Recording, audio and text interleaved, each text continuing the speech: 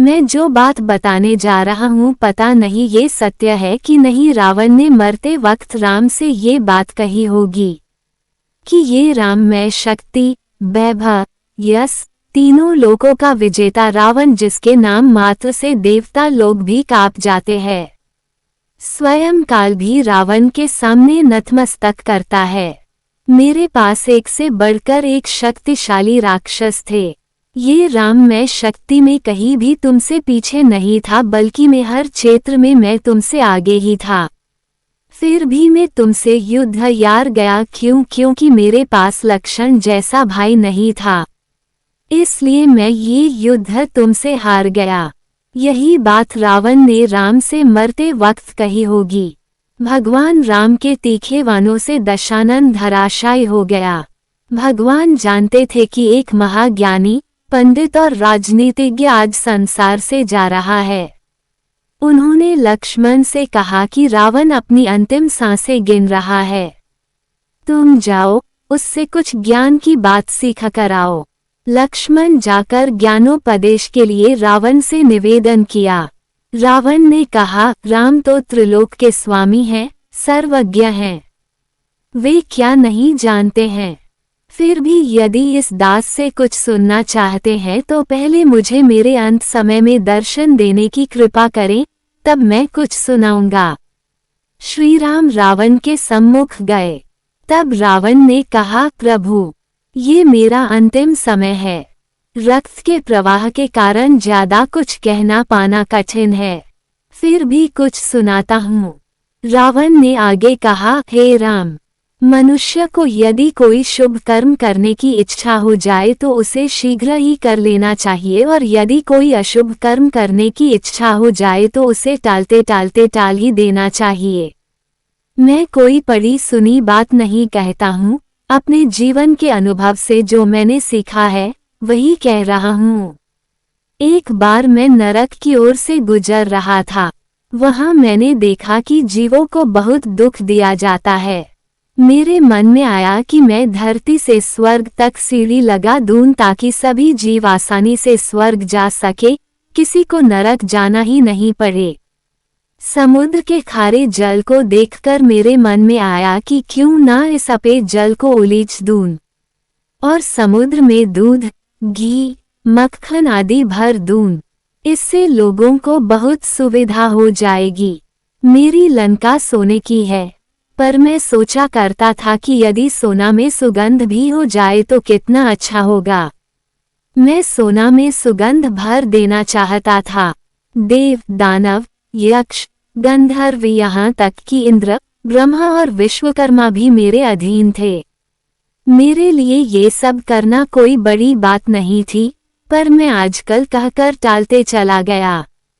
सोचा करता था कि इन कार्यों को कभी कर लूंगा। ये मुझसे बड़ी गलती हुई। अब हमारे पास इन्हें पूर्ण करने का समय ही नहीं बचा है। दूसरी तरफ एक बार मैं आकाश मार्ग से गुजर रहा था, तो मैंने जंगल में एक सुंदरी स्त्री को देखा। उसे देखकर मेरे मन में कुविचार उत्पन्न हुआ कि इस सुंदरी को भी अपनी पत्नी बनाऊंगा। हे राम, मैं जानता था कि पराई स्त्री पर बुरी नजर डालना पाप है, लेकिन मैं अपने आप को रोक ना सका और मैंने आपकी भार्या का अपहरण कर लिया। यदि मैं अपने उस कुविचार को उस दिन रोक पाता तो आज ये बुरा दिन देखना नहीं पड़ता। इसलिए मैंने कहा कि शुभ कर्म को शीघ्र कर लेना चाहिए और अशुभ कर्म को सदा के लिए टाल देना चाहिए, तभी जीवन में कल्याण संभव है। अपने शत्रु को कभी अपने से छोटा नहीं समझना चाहिए, पर मैं ये भूल कर गया। मैंने न केवल हनुमान को छोटा समझा बल्कि मनुष्य को भी छोटा समझा। मैंने जब ब्रह्मा जी से अमरता का वरदान मांगा था, तब मनुष्य और वानर के अतिरिक्त कोई मेरा वध न कर सके ऐसा कहा था, क्योंकि मैं मनुष्य और वानर को तुच्छ समझता था। ये मेरी गलती थी। रावण ने अंतिम बात ये बताई कि अपने जीवन का कोई राज हो तो उसे किसी को भी नहीं बताना चाहिए। यहाँ भी मुझसे गलती हुई। मैंने अपनी मृत्यु का राज अपने भाई विभीषण को बताया, जो आज मेरी मौत का कारण बन गया। ये मेरे जीवन की सबसे बड़ी गलती थी। इतना कहकर रावण का गला अवरुद्ध हो गया और उसके प्राण पखेरु उड़ गए। रावण, जो कि लंका का राक्षस राजा था और एक महान विद्वान, शास्त्रज्ञ तथा शक्तिशाली योद्धा था, भगवान राम से हारने के बाद बहुत ही दुखद और क्रूर अंत से सजा।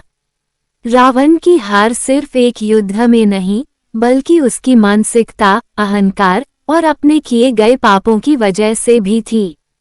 राम रावण युद्ध महज एक भौतिक संघर्ष नहीं था, बल्कि यह एक आदर्श संघर्ष था, जिसमें धर्म और अधर्म, सत्य और झूठ, अच्छाई और बुराई के बीच संघर्ष हुआ। रावण ने भगवान राम से न केवल एक युद्ध लड़ा, बल्कि उसने कई बार अपनी शक्ति का दुरुपयोग किया था, जैसे कि उसने सीता माता का अपहरण किया और भगवान राम के आदर्शों को चुनौती दी। उसका अहंकार ही उसकी हार का कारण बना।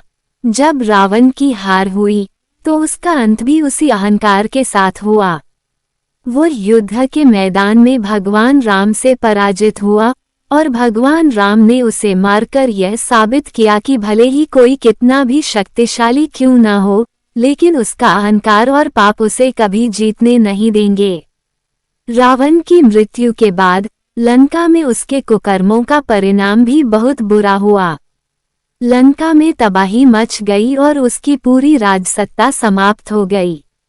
रावण की हार से यह सीखने को मिलता है कि किसी भी व्यक्ति का शक्ति, वैभव और अहंकार नष्ट हो सकता है, लेकिन जो व्यक्ति भगवान के मार्ग पर चलता है, वो हमेशा विजयी रहता है। रावण की हार और मृत्यु का ये संदेश है कि जो अपनी गलतियों को नहीं मानता और अपने पापों पर पछतावा नहीं करता, उसका अंत हमेशा बुरा ही होता है। ये भी सच है कि रावण की हार के बाद भगवान राम ने न केवल उसे हराया, बल्कि उसने उसके अहंकार को भी नष्ट किया। रावण के अंत में उसकी आत्मा को भी शांति मिली, क्योंकि उसने भगवान राम के सामने आत्मसमर्पण किया। यही कारण है कि भगवान राम के द्वारा रावण की मृत्यु एक न्यायपूर्ण और धार्मिक कार्य था, जो हमें ये सिखाता है कि किसी भी व्यक्ति का पाप कभी भी उसकी शांति की राह नहीं हो सकता। इस पूरी घटना से ये भी समझ आता है कि बुराई का अंत निश्चित होता है, चाहे वह कितनी भी शक्तिशाली क्यों न हो। भगवान राम ने ये सिद्ध कर दिया कि सत्य की जीत होती है और बुराई का अंत होता है।